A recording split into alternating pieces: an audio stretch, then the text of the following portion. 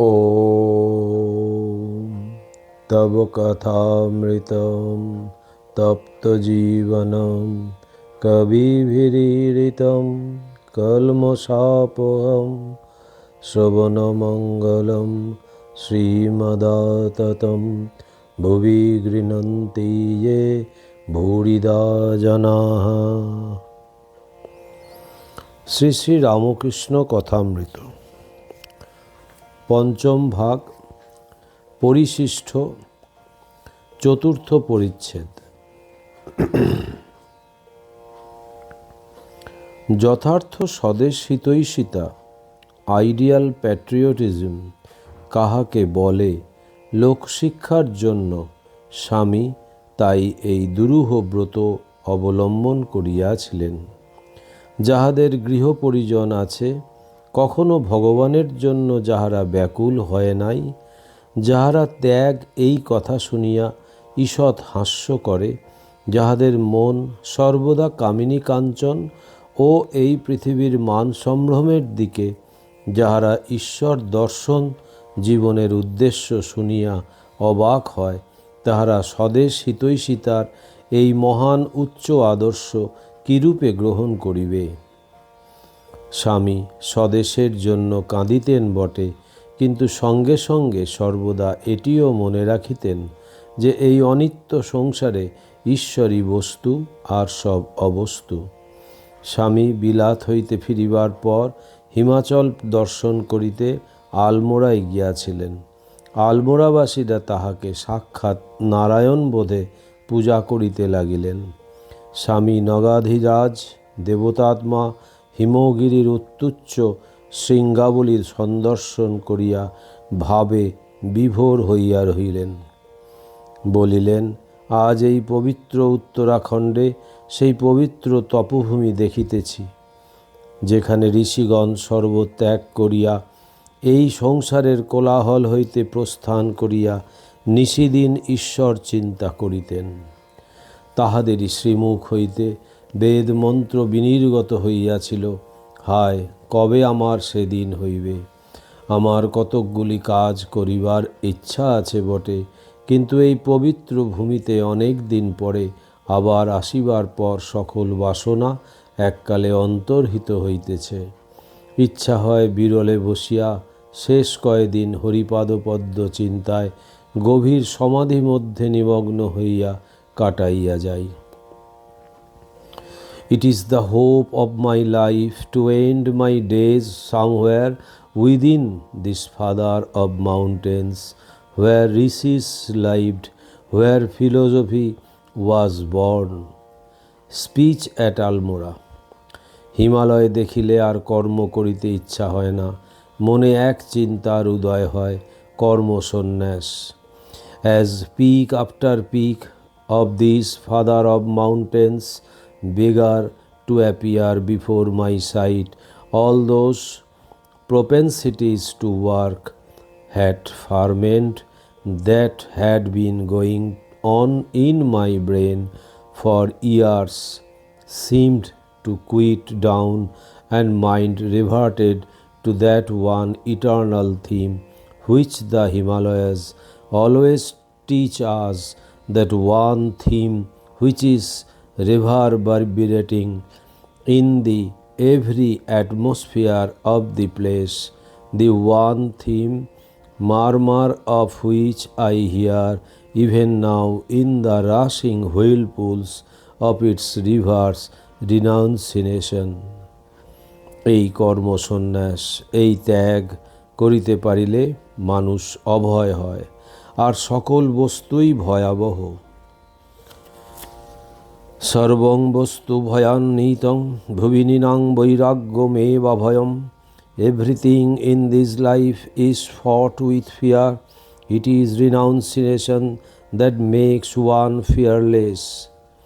এখানে আসিলে আর সাম্প্রদায়িক ভাব থাকে না, ধর্ম লইয়া ঝগড়া বিবাদ কোথায় পালাইয়া যায়, কেবল একটি মহান সত্যের ধারণা হয়, ঈশ্বর দর্শনই সত্য, আর যাহা কিছু জলের ফেনার ন্যায়। ভগবানের পূজাই একমাত্র জীবনে প্রয়োজন, আর সকলই মিথ্যা। ঈশ্বরই বস্তু আর সব অবস্তু, অথবা মধুকর পদ্মের উপর বসিতে পাইলে আর ভন ভন করে না।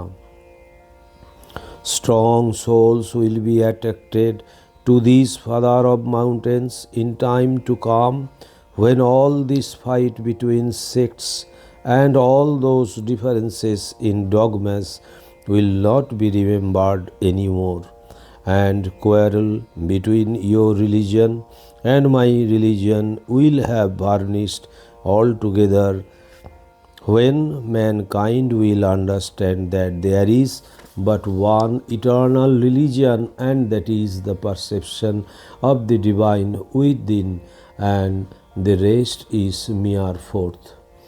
Such ardent souls will come here, knowing that the world is but vanity, knowing that everything is useless except the worship of the Lord and the Lord alone. Speech at Almora. ঠাকুর শ্রীরামকৃষ্ণ বলিতেন, অদ্বৈত জ্ঞান আঁচলে বাঁধিয়া যেখানে ইচ্ছা যাও। স্বামী বিবেকানন্দ অদ্বৈত জ্ঞান আঁচলে বাঁধিয়া কর্মক্ষেত্রে অবতরণ করিয়াছিলেন। সন্ন্যাসীর গৃহধন পরিজন আত্মীয় কুটুম্ব স্বদেশ বিদেশ আবার কি। যাজ্ঞবল্ক্য মৈত্রেয়ীকে বলিলেন, ঈশ্বরকে না জানলে এসব ধন বিদ্যা কি হবে। মৈত্রেয়ী, আগে তাকে জানো, তারপর অন্য কথা। স্বামী এইটি জগৎকে দেখাইলেন। তিনি যেন বলিলেন, হে জগৎবাসীগণ, আগে বিষয় ত্যাগ করিয়া নির্জনে ভগবানের আরাধনা করো, তাহার পর যাহা ইচ্ছা করো, কিছুতেই দোষ নাই। স্বদেশের সেবা করো, ইচ্ছা হয় কুটুম্ব পালন করো, কিছুতেই দোষ নাই। কেননা তুমি যখন বুঝিতেছ যে সর্বভূতে তিনি আছেন, তিনি ছাড়া কিছুই নাই, সংসার স্বদেশ তিনি ছাড়া নহে। ভগবানের সাক্ষাৎকারের পর দেখিবে তিনিই পরিপূর্ণ হইয়া রহিয়াছেন। বশিষ্ঠদেব রামচন্দ্রকে বলিয়াছিলেন, রাম, তুমি যে সংসার ত্যাগ করিবে বলিতেছ, আমার সঙ্গে বিচার করো। যদি ঈশ্বর এ সংসার ছাড়া হন, তবে ত্যাগ করিও। রামচন্দ্র আত্মার সাক্ষাৎকার করিয়াছিলেন, তাই চুপ করিয়া রহিলেন। ঠাকুর শ্রীরামকৃষ্ণ বলিতেন, ছুরির ব্যবহার জানিয়া ছুরি হাতে করো। স্বামী বিবেকানন্দ যথার্থ কর্মযোগী কাহাকে বলে দেখাইলেন। দেশের কি উপকার করিবে?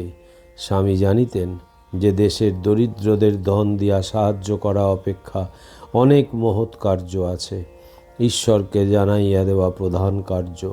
তৎপরে বিদ্যমান, তাহার পরে জীবনদান, তাহার পরে অন্নবস্ত্র দান। সংসারে দুঃখ তুমি কয়দিনের জন্য ঘুচাইবে? ঠাকুর শ্রীরামকৃষ্ণ কৃষ্ণদাস পালকে জিজ্ঞাসা করিলেন, আচ্ছা, জীবনের উদ্দেশ্য কি?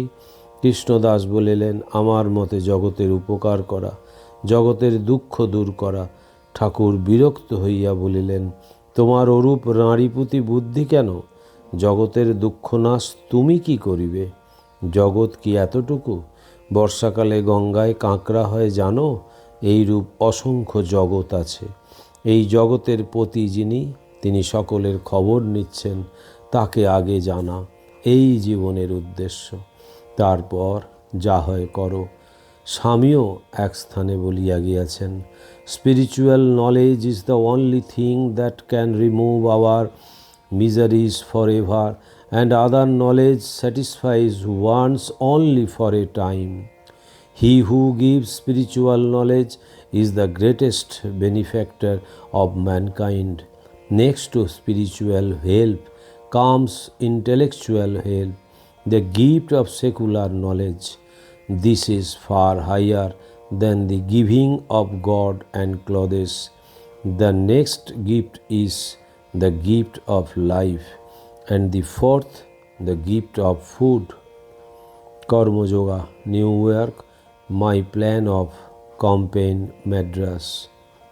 ঈশ্বর দর্শনই জীবনের উদ্দেশ্য। আর এদেশের ওই এক কথা, আগে ওই কথা, তাহার পর অন্য কথা। রাজনীতি প্রথম হইতে বলিলে চলিবে না। আগে অনন্যমন হইয়া ভগবানের ধ্যান চিন্তা করো, হৃদয় মধ্যে তাহার অপরূপ রূপ দর্শন করো। তাহাকে লাভ করিয়া তখন স্বদেশের মঙ্গল সাধন করিতে পারিবে। কেননা তখন মন অনাসক্ত। আমার দেশ বলিয়া সেবা নহে, সর্বভূতে ভগবান আছেন বলিয়া তাহার সেবা। তখন স্বদেশে বিদেশে ভেদবুদ্ধি থাকিবে না। তখন কিসে জীবের মঙ্গল সাধন হয় ঠিক বুঝিতে পারা যাইবে। ঠাকুর শ্রীরামকৃষ্ণ বলিতেন, দাবা বোরে যারা খেলে তারা ঠিক চাল বুঝিতে তত পারে না। যারা উদাসীন কেবল বসে খেলা দেখে তারা উপর চাল বেশ বলে দিতে পারে। কেননা উদাসীনের নিজের কোনো দরকার নাই। রাগ দেশ বিমুক্ত উদাসীন অনাসক্ত জীবনমুক্ত মহাপুরুষ নির্জনে অনেক দিন সাধন করিয়া যাহা লাভ করিয়া বসিয়া আছেন তাহার কাছে আর কিছুই ভালো লাগে না। ইয়ং লব্ধা চাপরম লাভম মন্যতে নাধিকম তত যস্মিন স্থিত ন দুঃখেন গুরুনাওপি বিচাল্যতে। হিন্দুর রাজনীতি সমাজনীতি তাই সমস্তই ধর্মশাস্ত্র। মনু যাজ্ঞবল্ক পরাশর ইত্যাদি মহাপুরুষ এই সকল ধর্মশাস্ত্রের প্রণেতা। তাহাদের কিছুরই প্রয়োজন নাই, তথাপি ভগবান কর্তৃক প্রত্যাদিষ্ট হইয়া গৃহস্থের জন্য তাহারা শাস্ত্র প্রণয়ন করিয়াছেন। তাহারা উদাসীন হইয়া দাবাবরের চাল বলিয়া দিতেছেন। তাই দেশ কাল পাত্র বিশেষে তাহাদের কথায় একটি ভুল হইবার সম্ভাবনা নাই। স্বামী বিবেকানন্দ কর্মযোগী অনাসক্ত হইয়া পরোপকার ব্রতরূপ জীব সেবারূপ কর্ম করিয়াছেন। তাই কর্মীদের সম্বন্ধে তাহার এত মূল্য। তিনি অনাসক্ত হইয়া এই দেশের মঙ্গল সাধন করিয়াছেন, যেমন পূর্বতন মহাপুরুষগণ জীবের মঙ্গলার্থে বরাবর করিয়া গিয়াছেন। এই নিষ্কাম ধর্ম পালনার্থ যেন আমরাও তাহার পদানুসরণ করিতে পারি। কিন্তু এটি কি কঠিন ব্যাপার! প্রথমে হরিপাদপদ্ম লাভ করিতে হইবে, তজ্জন্য বিবেকানন্দের ন্যায় ত্যাগ ও তপস্যা করিতে হইবে, তবে এই অধিকার হইতে পারে। ধন্য ত্যাগী মহাপুরুষ, তুমি যথার্থই গুরুদেবের পদানুসরণ করিয়াছ। গুরুদেবের মহামন্ত্র আগে ঈশ্বর লাভ, তাহার পর অন্য কথা তুমি সাধন করিয়াছ।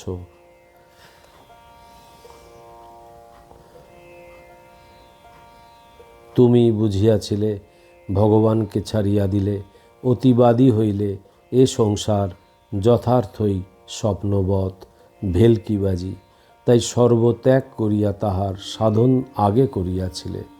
যখন দেখিলে সর্ববস্তুর প্রাণ তিনি, যখন দেখিলে তিনি ছাড়া কিছুই নাই, তখন আবার এই সংসারে মনোনিবেশ করিলে। তখন হে মহাযোগিন, সর্বভূতস্থ সেই হরির সেবার জন্য আবার কর্মক্ষেত্রে অবতরণ করিলে। তখন তোমার গভীর অপার প্রেমের অধিকারী সকলেই হইল। হিন্দু মুসলমান খ্রিস্টান বিদেশি স্বদেশবাসী ধনী দরিদ্র নরনারী সকলকেই তুমি প্রেমালিঙ্গন দান করিয়াছ।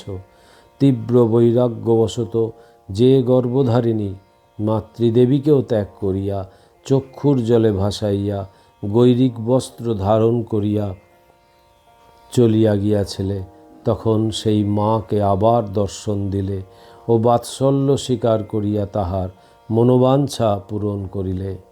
তুমি নারদাদি জনকাদির ন্যায় লোকশিক্ষার জন্য কর্ম করিয়াছিলে।